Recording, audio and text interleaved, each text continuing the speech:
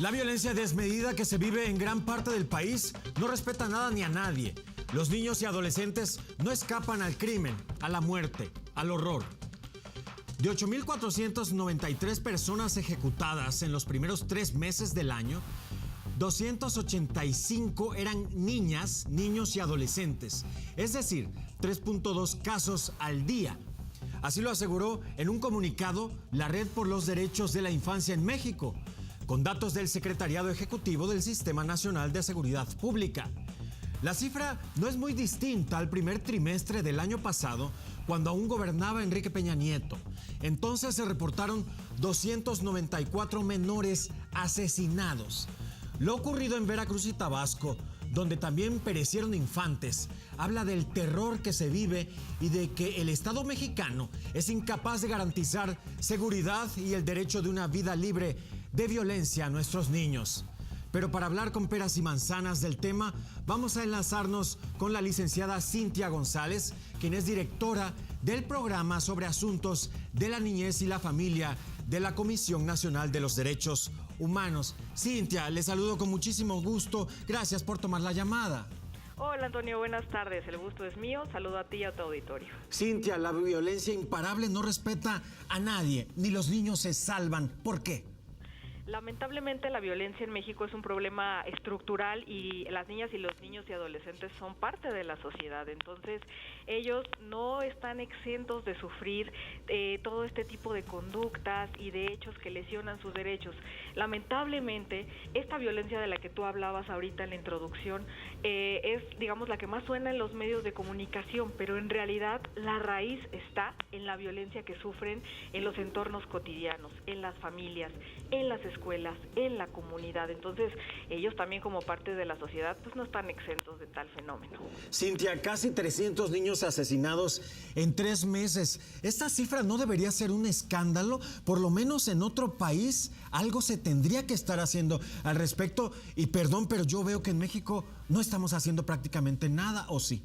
No, claro, es un escándalo desde luego, y no solamente a nivel mundial. Simplemente veamos las cifras en cada una de las entidades de la República y por supuesto que se hace. Lamentablemente los esfuerzos son todavía insuficientes porque lo que vemos es generalmente una política desfragmentada.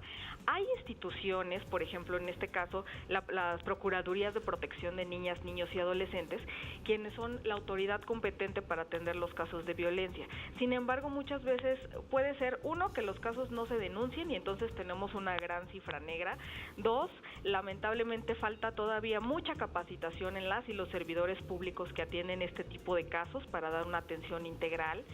3, tenemos todavía las instituciones que hacer muchísimo para que la gente sepa que puede venir con nosotros a interponer una queja, a presentar alguna inconformidad cuando las autoridades no los atienden, y sobre todo necesitamos políticas públicas integrales que se vayan a atender las causas estructurales de la violencia. Cintia, ¿quién es responsable? ¿Los gobiernos anteriores? ¿La 4T? ¿El gobierno actual? ¿Quién es culpable de esto que está pasando, de esta masacre contra nuestros niños en México?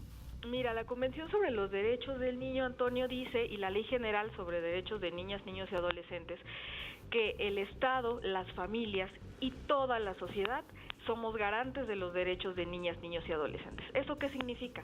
Todos somos responsables.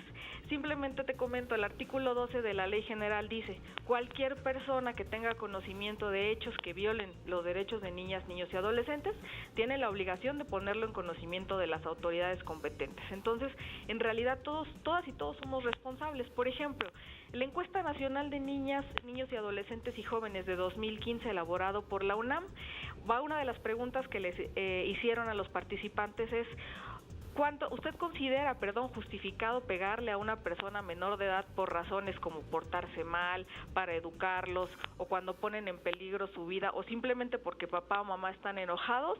Únicamente 13.4% de personas entrevistadas considera que no se les debe de pegar nunca, pero todas las demás expresiones de violencia están justificadas. La última cifra, la más reciente que contamos, es de UNICEF e Instituto Nacional de Salud Pública en 2015, donde nos dice que que el 63% de niñas y niños y adolescentes de 1 a 14 años han experimentado al menos una forma de castigo psicológico o físico por una persona adulta cercana a su familia. Entonces, la realidad es que la responsabilidad es de toda la sociedad mexicana. Cintia González, directora del Programa sobre Asuntos de la Niñez y la Familia de la Comisión Nacional de los Derechos Humanos. Gracias por explicar este tema con peras y manzanas a pocos días de que celebremos el Día del Niño. Gracias a ti, Antonio. Un saludo muy cordial. Muy bien, cuidemos a nuestros pequeñitos, por favor. Vamos a hacer una pausa comercial, pero cuando regresemos le tendremos más a usted. Usted no le cambie, volvemos.